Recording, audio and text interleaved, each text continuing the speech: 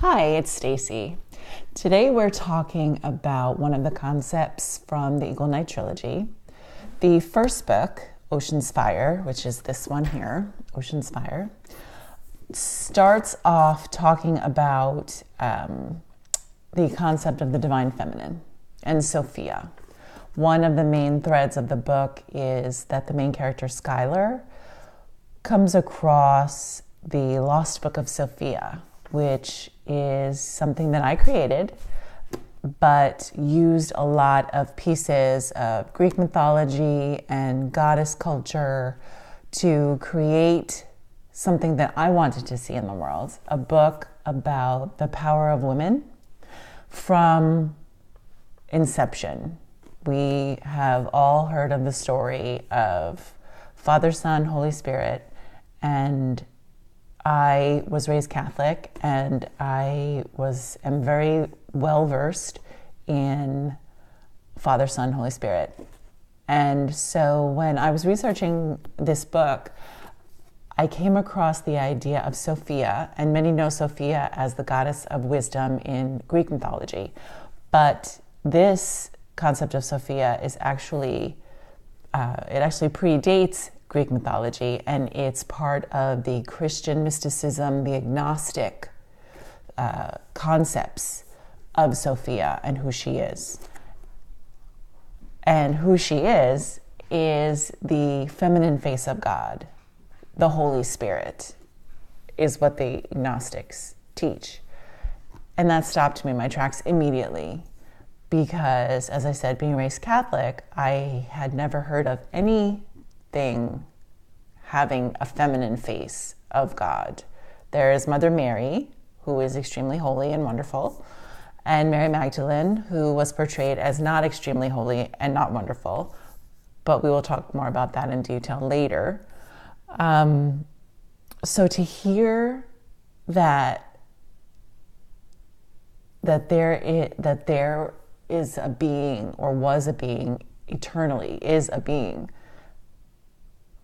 that is of feminine energy, was completely life-changing for me. And that really set me on the course to spend the last 5 years of my life researching more, diving deep more into women's history, into the idea of self-empowerment and the inherent divine spark that is in every single human being on the planet, every single human being.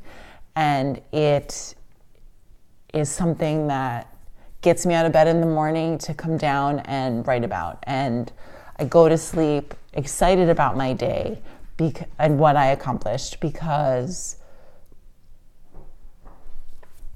it's the fuel for me to keep digging and to find the answers of the big answers of where we're going in the universe, why we're here, what is God, all of those big questions. This one concept of Sophia as the feminine face of God completely shifted my belief system and set me on a course for what I'm doing today. The courses that I'm creating and the movement that I'm trying to instill in our culture. It's we're at a time of revolution in our country and on our planet. Nothing is staying the same. Everything is changing. The old paradigms are dying, and it's just an exciting time to be on the planet because we have an opportunity to create the world we want to see, instead of getting stuck in the junk and the muck of the division that we see everywhere. I mean, it's easy to get sucked in and stuck in all of that negative energy when there's a whole other side to what this time in history means. That's also another thread of the book, is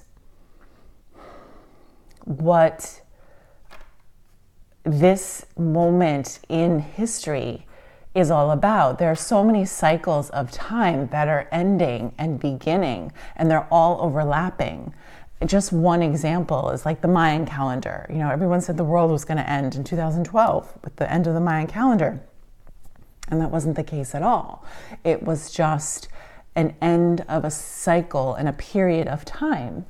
You know, people talk about the Aquarian age starting, and yes, that is true. We've been gradually shifting into the Aquarian age, leaving the Piscean age behind. So astrology is mixing in with ancient civilizations, like all of these overlapping places that you wouldn't think have anything to do with each other actually have fit into a perfect puzzle for where we are right now in history. And I just find that so unbelievably fascinating and exciting. And it's really up to us to take charge of how we want our life to go, how we want our dreams to manifest, how we want our voices and our imprint on this world to matter. And it's been a passion of mine for years now, since I've created these books and going forward. And it's now my mission to bring these concepts to you and hopefully educate a little bit about what I've learned. I came into writing these books. I had never written fiction before. I did write nonfiction, one book, but I had never written fiction before. But I had a desire to bring these concepts out into the world in a fun, creative way, and fiction was the route I took. And it's been a great journey, and super fun and life-changing. So that's a long-winded answer to say welcome, and I hope you find some of these concepts remotely interesting, and maybe you learn something new. And I would love to hear from you about what you think. If you've picked up one of the books, great. Let me know what you think, and if there's a concept, an idea in one of them that you would like to talk about, I would love to chat and talk about it. Like I said, a virtual book club about the books, because there's so many fun things to discuss, and they're relevant to our lives today and where we're going in the future. They're relevant to our past, our present, and our future. So thanks for stopping by, and I will see you soon. Take care.